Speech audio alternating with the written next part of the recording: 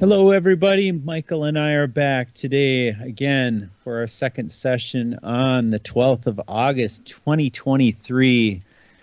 And last session, we were discussing the death of Bruce Lee. And certainly, we were saying he had built an empire around him. And of course, that empire crumbled.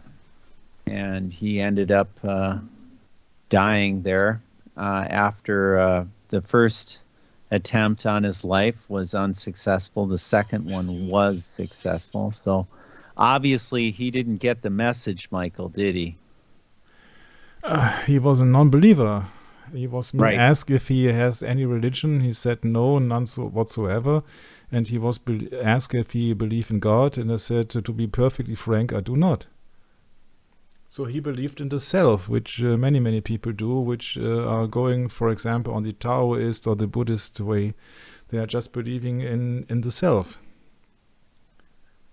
Yeah, so it's sad, but we have talked about his camera guy called Charles Lowe, and he denied going to church or just pray God or what else, because he said he does not have any time. And I know of a Joey Chen who said that he was very friendly and all the stuff, but in the end it won't save him. The only thing that saves someone is that he accepts Jesus Christ as the only way to the eternal life, to the Father. And that's a sad thing, but to warn people what it's all about, and if actually that you in the end will destroy yourself, because no one is superhuman. Also, Bruce Lee is not superhuman. He died, obviously. He never came back, as one of his stuntmen said on the 20th of July to Charles Lowe. I do not think that he will come back. So he did not come back, and it's such a mess. But let's begin with the mess. So that this does not work. Okay. When Jackie Chan says, everybody knows he died in somebody's house, my boss got to pick him. Everybody knows he died in somebody's house, my boss got to pick him up and drove him to hospital. Bruce Lee was already dead. And Jackie Chan was also numerous times in his life been threatened by triads. And we do not know if he had to pay some amounts. But that's not the point. The point is that you will never solve the case because there are too many possibilities. And I have found at least 21.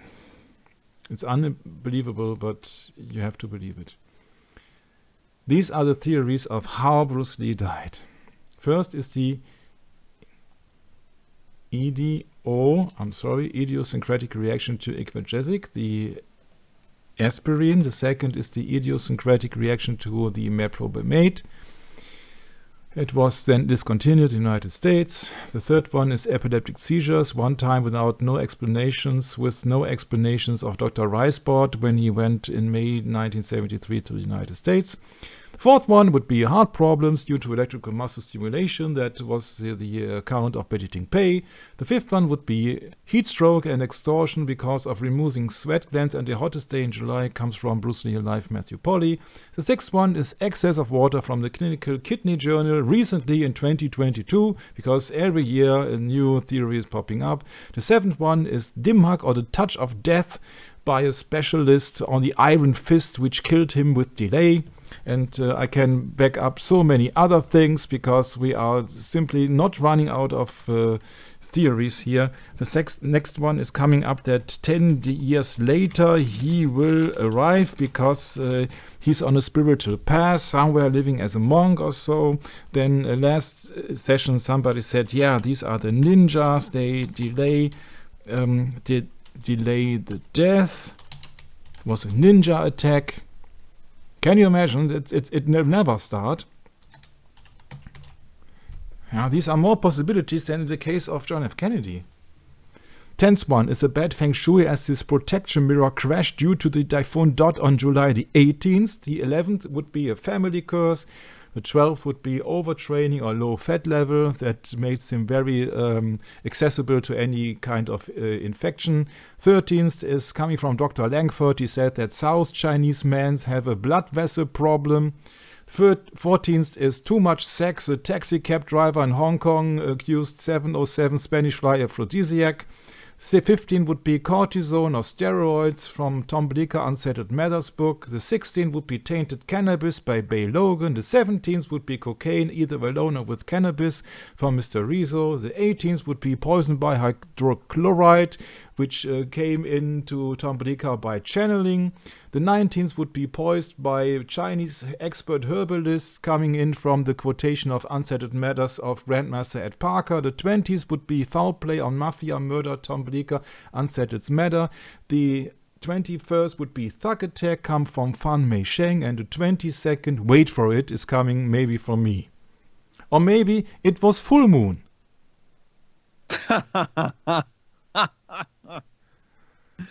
I like that one, Michael. Yeah. I have never come across a case where you have so much possibilities. Yeah, it seems never ending. Yeah, so he drank too much water. It is a medical clinical journey. It's really awesome. Yeah.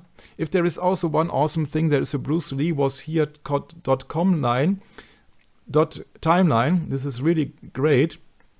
Because it sets the pace here when it comes down to the chronologically. And in 19... where is it? You have to wait. 69, 70, 71. Yeah, I'm just the 72, right. There was 72, there was the press conference, yes. Late 72, here it is 15th of November 72, has his sweat glands removed by Dr. Otto Au at Canossa Hospital in Hong Kong.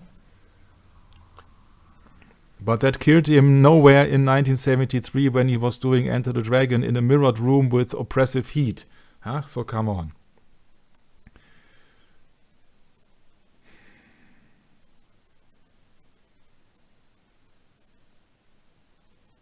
Yeah, so they claim here that in the San Francisco Xavier School it was in April 1973. I could not figure that out when it was, but insurance policy for 1.35 million US dollar. Can you imagine? And then in May the 10th, you see these two dates. I think they referred one to another. You don't collapse during the taking of a movie with physical action. Yeah. You collapse during a dubbing session in a hot room, sure. Clashes with director Lo Wei, July the 5th. And loses conscience in a Betty Pay apartment. I'm sorry, but I don't buy that. Second funeral. Official investigation of death. The cause of Lee's death is cited as death by misadventure by the corona. Yeah, by the corona. Haha, wait for the corona. Not corona, but coroner, I know. Good. Yeah, and then 1990s, Bruce Lee's son, Brandon Lee, killed on the set of the movie The Crow. Oh, we will go into this at least a bit. At least a bit. So, maybe it was full moon. Yeah, maybe it was. Full moon would be the opposition between moon and sun. The sun is here, the moon is there, there is no opposition. No full moon, no new moon. There is no moon. There is a moon, yes, but it's not related to full moon. So that is no valuable theory. Just it was fun, you know. Yeah, right. Yeah, you see that. For sure. But wait for 22, because 22 or 23 or 24, that would be a very strange things happening. When? It was happening after finishing the movie Enter the Dragon with Warner Brothers and after the life insurance policy is active. Where it happened? It happened in Hong Kong, the former British colony in China, from the pronunciation of Jiangyang, literally fragrant port, perhaps so called from the sense of incense of opium cargo. So it has anything to do with drugs. And it has to do with money, because insurance policy, movies finished. I guess it has to do with money and drugs. And why? See where? In Hong Kong. So either drugs or money, because Hong Kong means both drugs and money. And how and by whom? Well, that's another thing. Over the years, people speculated it took so long because Bruce was naked. To dress somebody does not take an hour or so. Betty confirmed that they did have an affair. It doesn't help matters that herself teaching BDSM, if that is correct, I do not have any source. That is just a claim, has been conjectured as to why he had experienced submucosal hemorrhages in the rectum. It was more likely because of Spanish fly. Nobody knows what it is, but I had a special idea about that, although it seems a very delicate subject.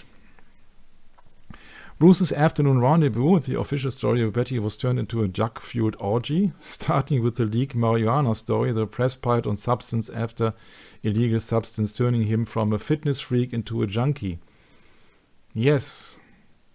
Turning him from a fitness freak into a junkie could also be a method. I see. To spoil somebody's name. Yes. Yeah, to attack his character. Yes. Although it is likely that he took many drugs, but just want to know, just want to tell you see. The tabloid reported as fact to their credit that their readers that Bruce had died from an overdose of 707, Spanish fly, potent sexual stimulant.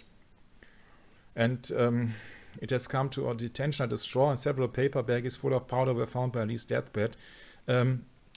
It is to question if Lee died actually in Betty Ting Pei's apartment. That's the first problem. The second problem is it can also be arranged on purpose there, that people say, oh yeah, now this is the final thing. Yeah, they did drugs or what else on that. Yeah, you never know.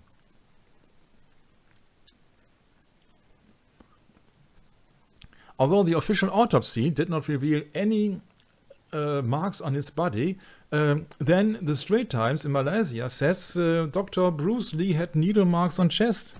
Yeah, no, you see, I can't rely on everything. I gave Bruce painkiller, says Betty. City Herald says Bruce Lee used marijuana, had convulsions, says widow. Yeah, so this is press. Bruce was not in my flat that night, says Ting Play. Yeah, where to start? Whom to believe? It's misadventure, yeah. You have to believe it. You have to believe it.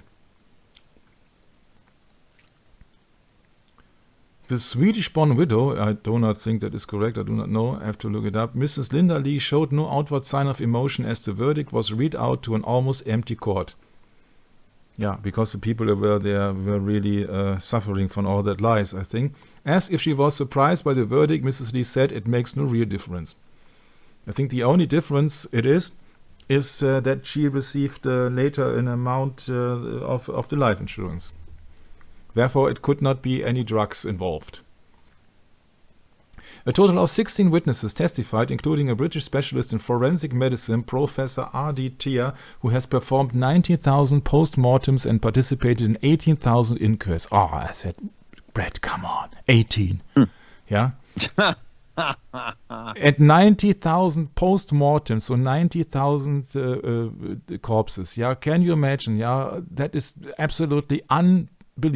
This is unbelievable. You can't do so many autopsies. 90,000. I think it's not. It's BS. Right. At the end of the day, both Raymond and Betty are co-conspirators. Shaw introduced Betty and Bruce after the success and end of obligations with Fist of Fury. He wanted to lure Bruce into his graces with a sex kitten. Now Bruce deserves blame for stepping out on his wife, of course. That was the beginning. Yeah. Ray announces to the press that Bruce is dead. Traces of cannabis were still in his stomach and small intestine. This means that not much time had gone by from he had consumed it to when he died. No, that's not correct. That just means that you don't question the autopsy, and we have to question this satanic word full of lies. We have to question everything. If there are traces of cannabis in his stomach, then maybe somebody has put it in there. Yep, there you go. And he had to swallow it when he was dying or soon after. If you do not know when he died, we do not know anything. When duly noting the similarities of ganja ingestion and cerebral edema to the May 10th collapse, Bay Logan had paraphrased Arthur Conan Doyle's Sherlock Holmes, who was a Jesuit, catchphrase for the 2002 interview on the Divine Wind: when you have eliminated all which is impossible, then whatever remains, however improbable, must be the truth. And the truth is that it's so likely from the timeline that, you see that he was having enemies all over the place, and something can happen. Patrick Wang Sai-yuk, the photographer, was disallowed to snap anything in the morgue other than Bruce's head for the Kam Yi Pao newspaper, which means that if he hadn't been shown up and paid $1,500, if that story is true, to the morgue's beauty physician, then we would never had any picture of Bruce Lee. Oh, you mean mortician, Michael, not beauty physician. Okay, yeah. Okay. That's like a beauty parlor. No. Okay. Mortician. Okay, yeah, thanks for correcting me. No problem. They're Bruce Lee word exclusive and that one that got away. Hong Kong news veteran looks back. Tabloid pioneer Patrick Wang records the day he photographed martial arts star Bruce Lee's swollen neck as he lay in his coffin, but was barred from snapping rest of his body for proof or otherwise that Lee had died having sex. That is the guy. He might be described as a pioneer of tabloid publishing in Hong Kong. He founded the Kam Yi Pao newspaper at a time when there was no mobile phone, internet or powerful telephoto lenses. Nonetheless, Wang managed to get juicy scoops. Involved the death of the July 1973 of Kung Fu legend Bruce Lee. At the time, rumors were rife that Lee died while having sex and that his lower body showed compelling evidence of that, Wang recalled recently. So I paid the morgue beautician Hong Kong, $1,500 to let me take pictures of Lee's corpse. There was a big swelling on the left of his neck. When I tried to photograph further down his body, the foreman shoved me aside and dragged me out of the morgue, saying that I would get her fired. During public viewing in the funeral parlor, Lee's body was covered in a cloth up to the chin, Wang said. My picture is the only one in the world that shows him with a swollen neck. The front page of Kam Yi Pao showing a grisly photo of Bruce Lee's corpse with a swollen neck, of course, in black and white. Although this newspaper knows color, you see. Wang published the image of the dead movie star on the front page of Kam Yi Pao and immediately made his newspapers the hottest one in town. One person paid over $1,000, a fortune at the time, equivalent to more than $1,000 at today's exchange rate, for a copy of the paper, which had a cover price of 50 Hong Kong cents. That would be 7 cents of US dollar money. The lead story with the macabre photo had come hot on the wheels of another exclusive report that Lee had died in the apartment of Exeter's Betty Ting Pei rather than his own home. I received a call from a reader saying that her boyfriend drove the ambulance that carried Lee and it had stopped at Ting Pei's home in Waterloo Hill. I verified that an ambulance had really stopped at that address at the time. Wang's editorial predilections were unabashedly tabloid. Kam Yi Pao, which he started in 1972, relied as much on horse racing tips and erotic short fiction as reports about the news of the day. As publisher, he introduced advertisements for prostitutes and even invited male readers to share nude pictures of their wives. Apart from that, if that story is correct, then if he did not sneak into the morgue, we would never had any pictures. And this day, nobody would see any more things than it should have been revealed as in the original coffin.